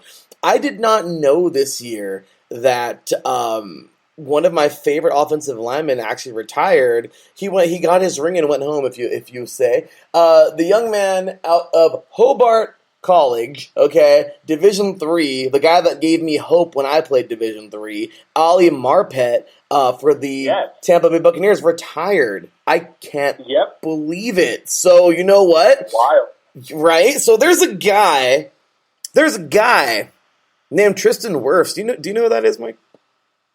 Tristan Wirfs? Name rings a bell. Yeah, right, it rings a bell. Well, there's another guy that comes out of that psycho offensive lineman making school in Iowa named Tyler Linderbaum, who I feel like, oh yeah, I'm going for it. I think this dude can fill the spot. Ollie was a beast, but I think he'll make Ollie's departure much less felt if Tampa Bay picks this dude up. Linderbaum is a beast. I mean, come on, man. I remember seeing Riley Reif hang cleaning like 405 in the draft last year, like when they showed pictures of him, and then they showed breaking the record at like hang cleaning 455 was Tristan Wirfs. So I'm just saying, they just produced the barrel-chested, farm-fed monster love it out of Iowa. I had a high school teacher who described the offensive linemen out of the Midwest. They looked like they were farmers who were carrying two hogs under their arms their whole life. It's the truth, man. They're just monsters. Absolute monsters, and I love it, man. But these guys to bring to the table, I love it. Those Iowa linemen are. I'm happy I got to see Iowa a couple of years ago in a bowl versus USC. Man, they looked good, and I think that was Tristan Wirfs' senior year. So regardless, man, awesome stuff. Pick number 28, Mike. We're 4 picks away. All right, we are back to Green Bay, and this is a pick I actually have different. So again, last night I was on the On Wisconsin Sports Show, and I actually had a different player here. But I realized I never rearranged my draft to change that pick, so it's still where it was a couple of weeks ago. But I'm going to stick with it because we just talked about him, and it's Tyler Linderbaum. Beast. So Green Bay, they have some good offensive linemen up there, don't get me wrong. But I'm concerned about the depth, and I'm concerned about a couple of their spots. So I think with Tyler Linderbaum, he allows them to solidify one of those interior spots, whether it be center or guard, and it allows them versatility to move some other guys around and make it work. But I think adding him to that group with David Bakhtiari and Elton Jenkins and John Runyon Jr. It's gonna be a pretty good group. That's pretty good. I like that. That's actually a pretty good pick.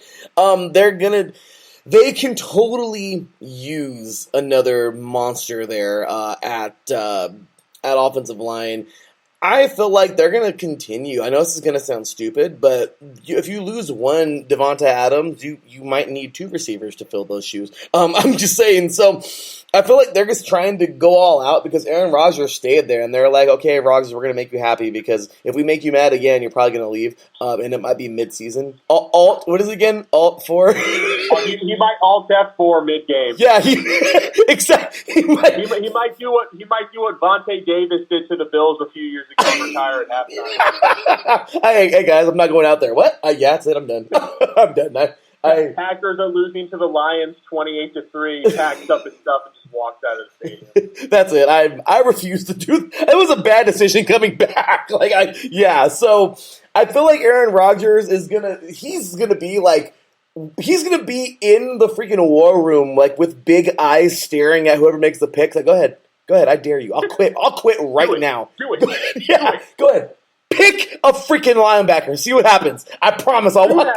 Pick another quarterback to replace me. I dare you. I know, right? So I honestly feel like they're going to go after another wide receiver. I'm going to go John Mechie out of yeah, speed. You got just great hands, athleticism.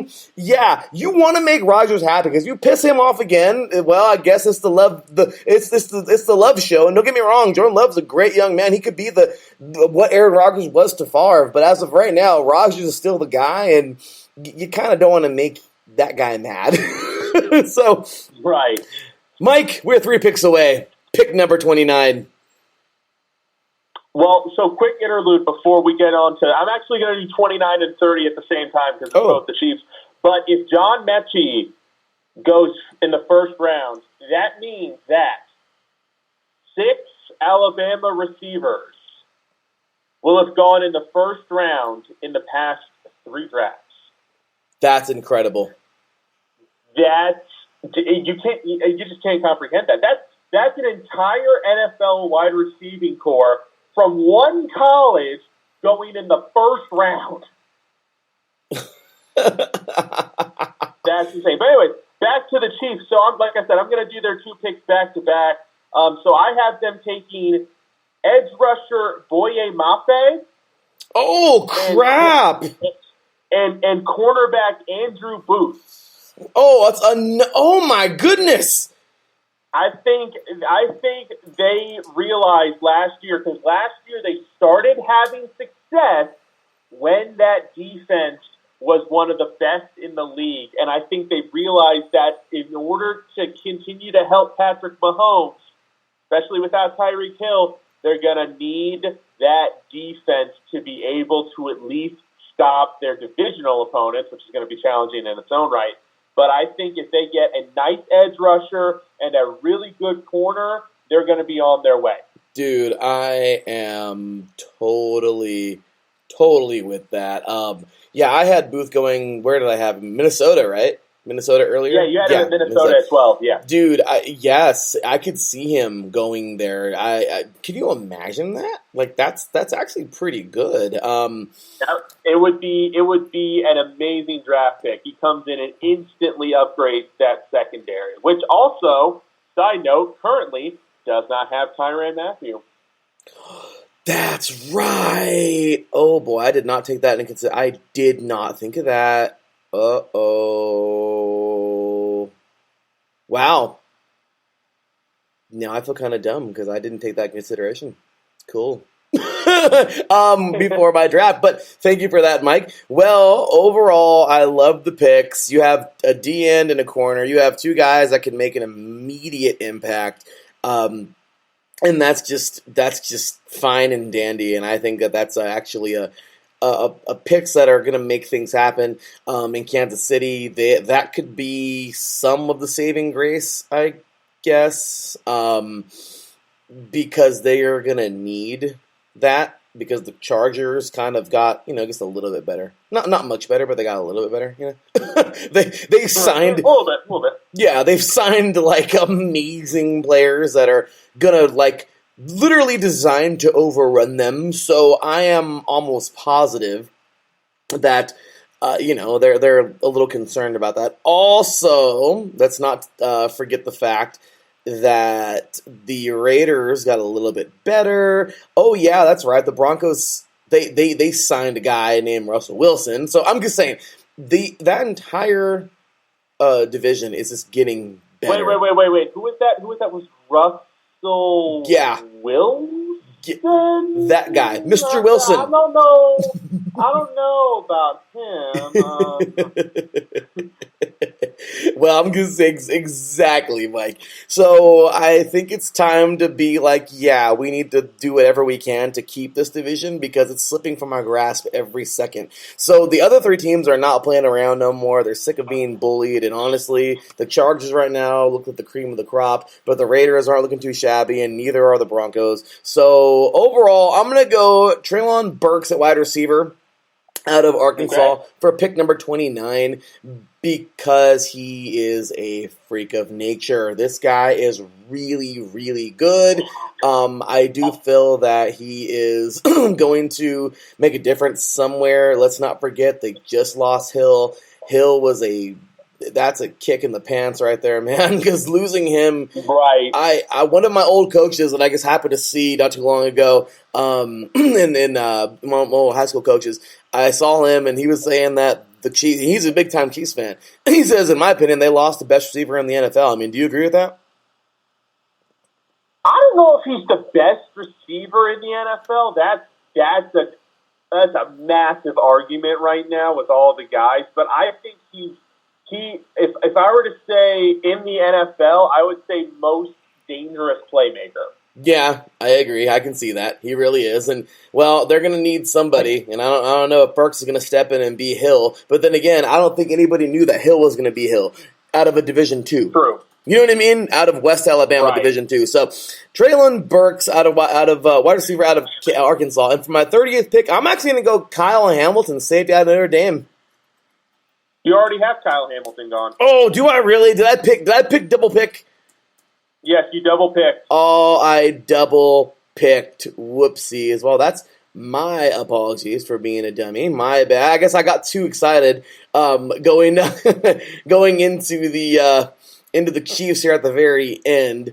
But overall, if he's gone, then I guess because regardless, guys, I gotta go DB. So if that's the case, then I guess I'm gonna go the next best guy, Kaiir Elam, out of Florida.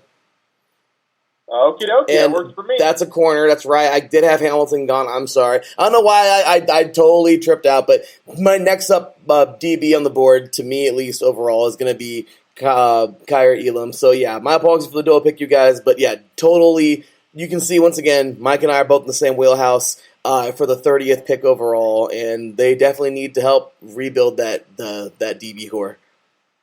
Yeah, I like that pick. I really do. Actually, I had him in a previous version before I actually moved him up to the Bills.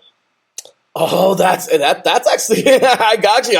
I can see that too. I can totally solidness all the way around. So pick 31. We got 2 picks to go, Mike. Where are we at? All righty, we're at Cincinnati finally.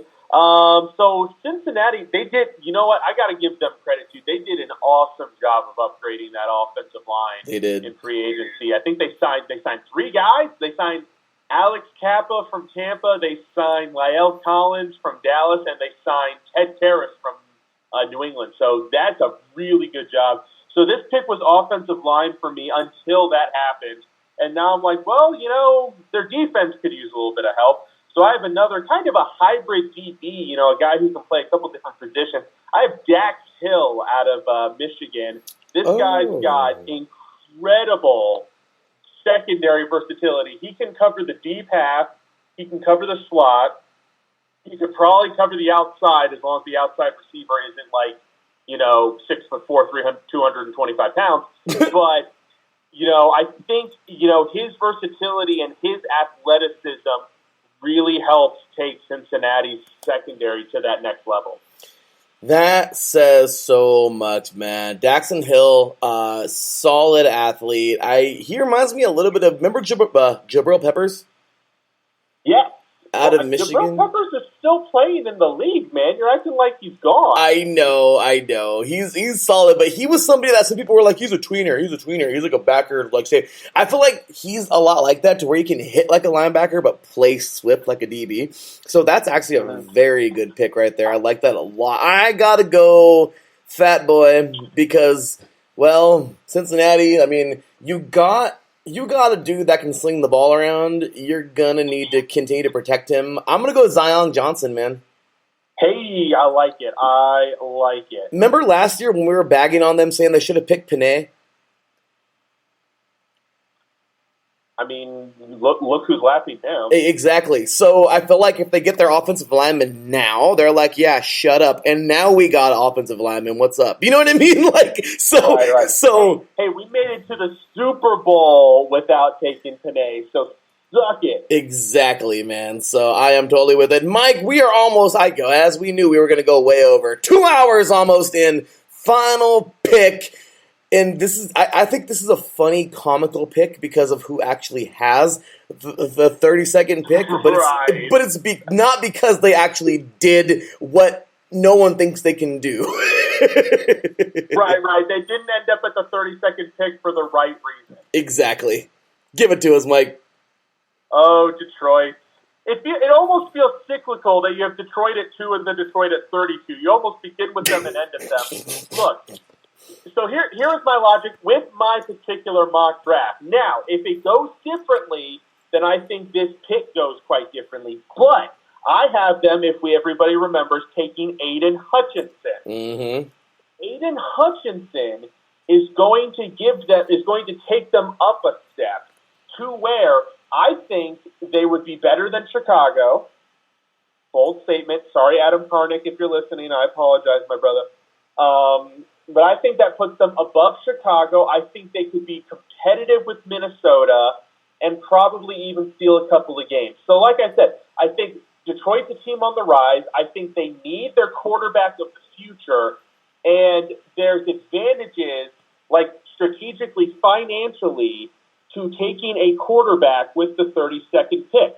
It's a much cheaper contract. You get a much more affordable fifth-year option. This is the benefit that the Ravens have had because they took Lamar Jackson 32nd overall.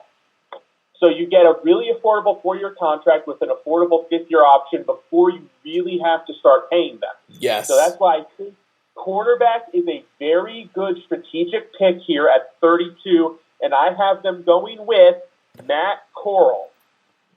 I like it. They still have Jared Goff, so they can let Jared Goff take some of the lumps for another year, and then Corral gets a year to stop and wait. Detroit gets, whoever they take at number 2, plus I think they have multiple second or third round picks. They have several day 2 picks. They can keep building the roster. Plus, they'll probably have another top 10 pick next year. Let's be realistic. Yeah, let's be real. To where they can get another piece to go with Corral, and then Detroit on 2023, maybe Aaron Rodgers, like we said, retires mid-game. Maybe Minnesota, maybe Kirk Cousins finally flips the bird to Minnesota and leaves, to where the division is then for their taking, and they have their guy in place to do it. Mike, you just made more sense than $1.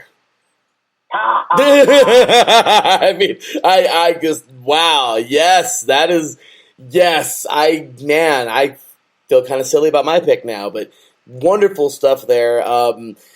Well, the Detroit Lions have a defensive line. Out of the defensive line, there's one dude named Michael Brockers that I really like. Well, monster. Exactly. Out of LSU, the dude was a beast. In my second pick, in the first pick, the second pick overall, I went Kevon Thibodeaux. Well, he is a monster defensive end. If you add him and another defensive end to close out the first round, Detroit could actually look like a football team. And I'm going to go Boye Mafe out of Minnesota, man. If he gets added, you have two stud defensive ends that can make an immediate impact. Brockers in the middle is in that interior. I'm just saying, maybe, that's loosely, maybe Detroit will actually look decent on defense for the first time. And yeah, anyway. Oh my God, I can't think back that far. But with that said, I think that's pretty solid, man. So, Mike Patt, good sir, your overall thoughts on our mock drafts. Oh, Mike is silent again.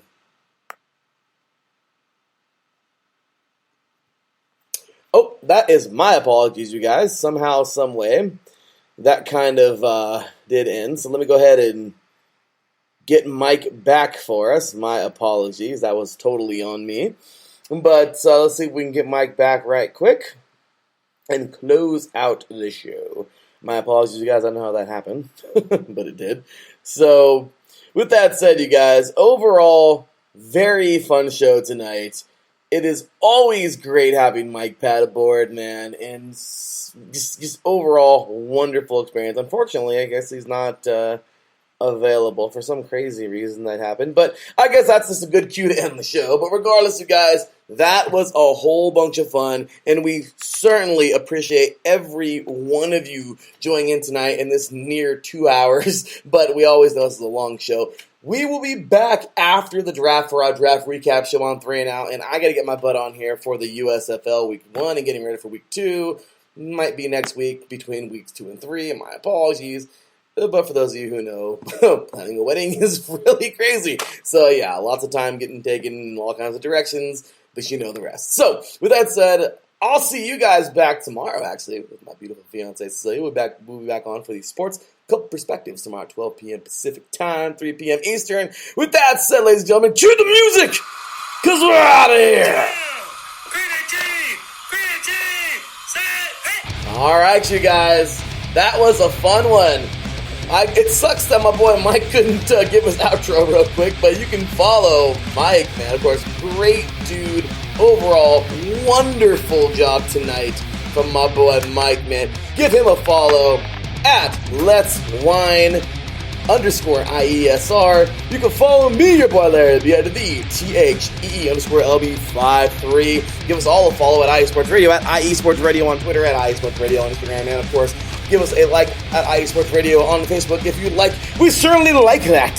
Show us some love, IESportsRadio.com. Purchase a t-shirt. It's going towards the wedding. We definitely will appreciate that as well. And lots of love, y'all. With that said, man, that was a fun show. Thank you to everybody who tuned in. 1 hour and 58 minutes. My goodness.